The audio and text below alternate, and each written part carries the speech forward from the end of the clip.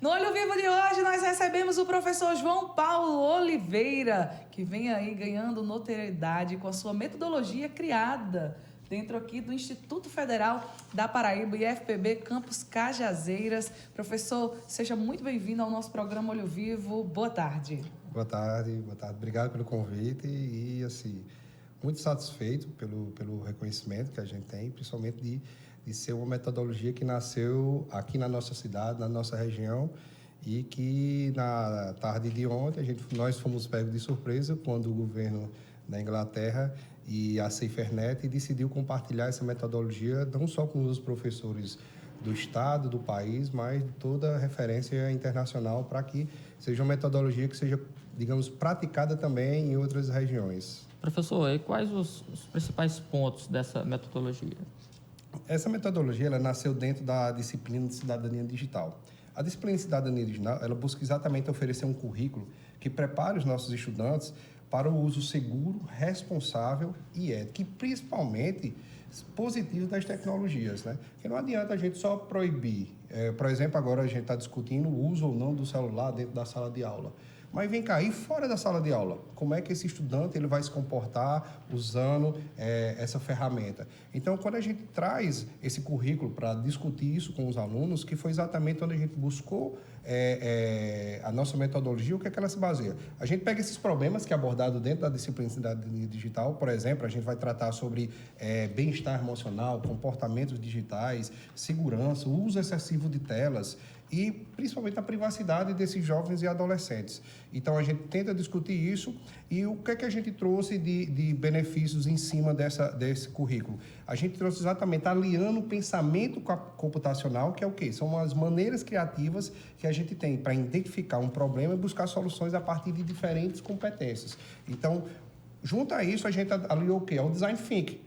Então, a gente pegou o pensamento computacional, que ajuda a identificar problemas através de decomposição desse problema, de reconhecimento de padrões, de abstração, e através de soluções. E essas soluções, que aí vem o terceiro tripé da nossa metodologia, que é o Design Thinking, que busca o quê? Exatamente desenvolver soluções centradas nas pessoas. Então, não é só abordar esses temas, a gente traz para dentro da sala de aula e o aluno, ele que é o proativo no seu processo de aprendizagem. Então, com eles, a gente orientando, discutindo, debatendo, eles vão pensar nessas soluções exatamente focada nos valores do Design Thinking, que é o quê? Empatia, colaboração e experimentação.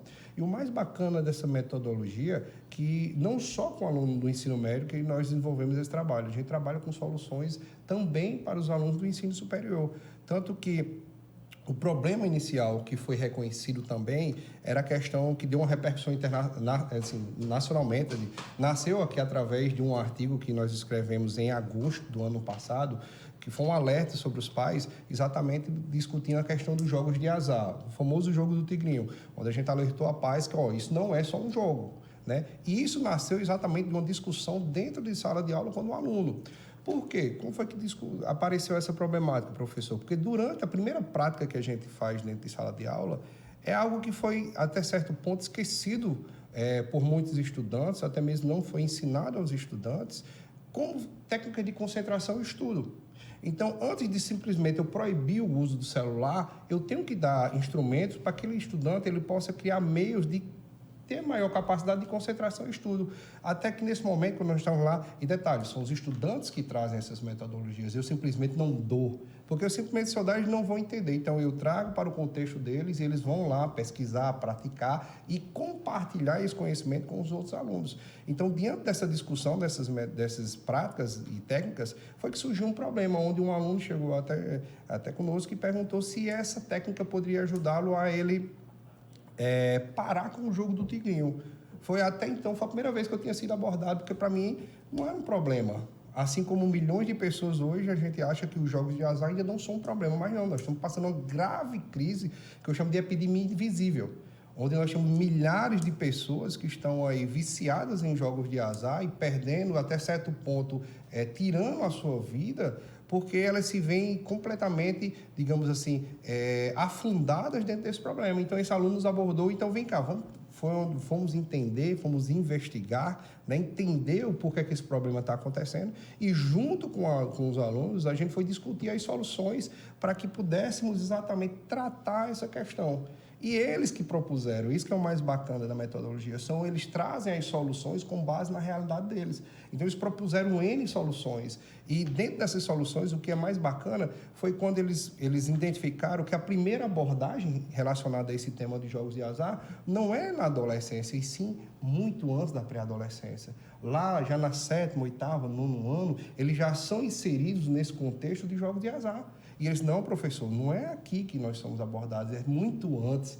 Então, a gente puxou essa discussão. Então, vem cá, como é que nós podemos trabalhar nisso? Então, eles desenvolveram exatamente jogos de tabuleiro para que, ali, digamos, jovens adolescentes, né, que hoje já tem várias faixas de etária, mas pensa ali em jovens de 11, 12, 13 anos, naquela onde eles estão ali, literalmente, são abordados e são, digamos, inundados dessas mídias que a gente está ali falando sobre esse problema, que infelizmente eles são ali, digamos, capturados por esse meio, né? Então, assim, eles criaram vários jogos offline, jogos de tabuleiro, onde eles vão discutindo e ensinando aqueles jovens aquelas crianças e jovens, os maus que aquilo pode acontecer. Então, assim, isso foi muito bacana. Dentro do próprio jogo. Dentro do próprio jogo de tabuleiro é inserido exatamente essa discussão de modo gamificada. Então, eles ali, através de um joguinho, vão explicando os males. E não só isso. Além de falar dessa questão dos jogos de azar, os alunos também estão abordando os outros temas,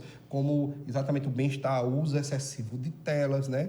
Então, assim, tudo é discutido com eles e eles que trazem as soluções. Então, considerando esse tripé, cidadania digital, design thinking e pensamento computacional, então essa metodologia que a gente está trazendo e compartilhando com todas as escolas, aí que fica disponível, sem custo nenhum, para que a gente traga esse problema para dentro da sala de aula e discute, e principalmente os alunos levem para o seu contexto familiar essa realidade que eles estão sendo aqui abordados. Extremamente importante, né? Ainda mais na realidade que a gente vê, que a gente vive. E, professor, foi essa metodologia que deu para vocês o primeiro lugar do Prêmio Cidadania Digital em Ação na edição de 2023.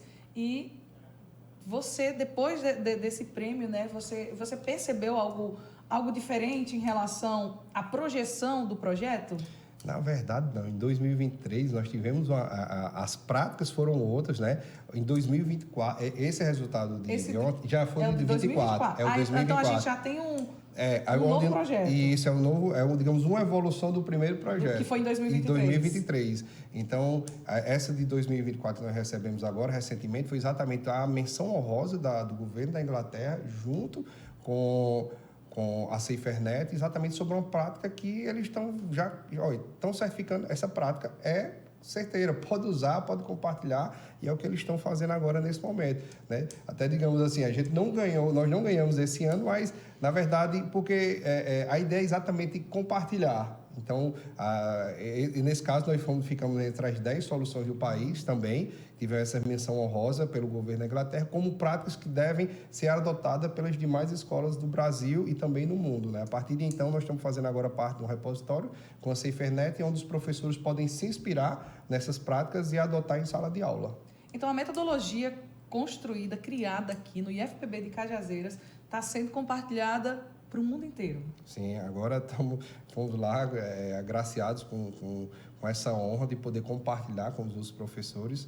Então, na tarde de ontem, eles publicaram na biblioteca de referência deles. Agora, nós fazemos parte dessa metodologia. E o mais bacana é que é uma metodologia que ela pode ser adotada em diferentes etapas do ensino, desde o ensino fundamental, o ensino médio e o ensino superior.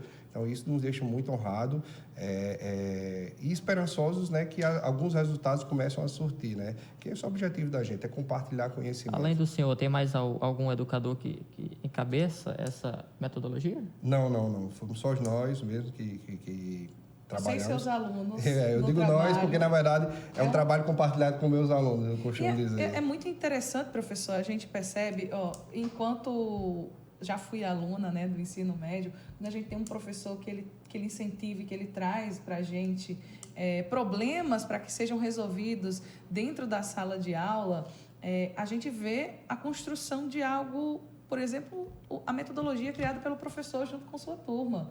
novo, inovador, que traz benefícios para toda uma sociedade. Professor, como é que você vê, vendo o seu trabalho desenvolvido dentro do IFPB aqui de Cajazeiras, ganhando essa notoriedade no mundo inteiro? Na verdade, eu fico honrado, mas eu costumo dizer até para alguns colegas, eu acho que eu, quando pessoal e profissional, eu sempre busco deixar um legado. Então, assim, o que importa para mim é se eu for embora desse plano um dia, eu tenho um legado que eu quero deixar, que minha família, minha filha, sinta orgulho do pai dela. Então, isso que é um motivacional da gente.